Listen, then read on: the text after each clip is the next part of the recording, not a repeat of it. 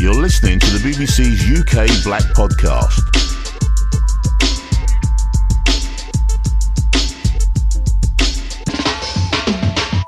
Finally, something to make you think. Coming up next, it's this week's offering from the poet Mr. G. This poem is called Living on a Knife's Edge. The delicate balance of what follows fashion as peer pressure unravels an adolescent pattern. My friends all ride bikes, so I do too. Sport the latest styles that they like, so I do too. And we know that all teenagers fight, so I do too. But if someone carries a knife, should I do too?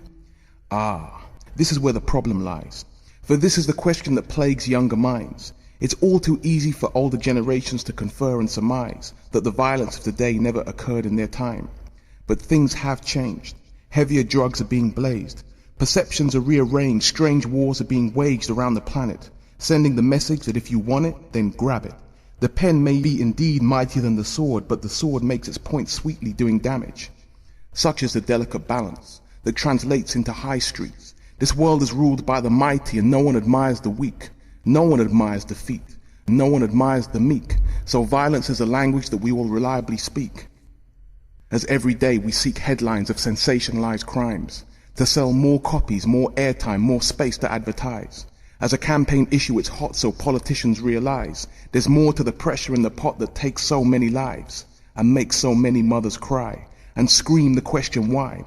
Was it their child on that night in that fight that had to die? And die for what? Some petty argument that could easily be stopped? Some trivial misunderstanding fueled when tempers run hot? Or over what someone's got? Or false pride that's been mocked? So the outcome was the fist or the knife or the gunshot. That person's got the latest MP3, and I want one too. That person's got a father in their family, and I want one too. That person's got oil in their country, and I want some too. That person's got hatred for me. Well, I've got some too. There's a delicate balance of what follows fashion as peer pressure unravels an interesting pattern, an interesting challenge on how we live our lives. Is it on the peaceful wings of a dove or perched weeping on the edge of a knife? Powerful words from Mr. G, and you can hear more of him on a new radio series called Bespoken Word on Radio 4 on every Wednesday until the end of August at 11 p.m. And that rounds things off beautifully for this edition of the UK Black Podcast. Tune in next week for another selection of highlights from Black programming across the BBC's local radio stations.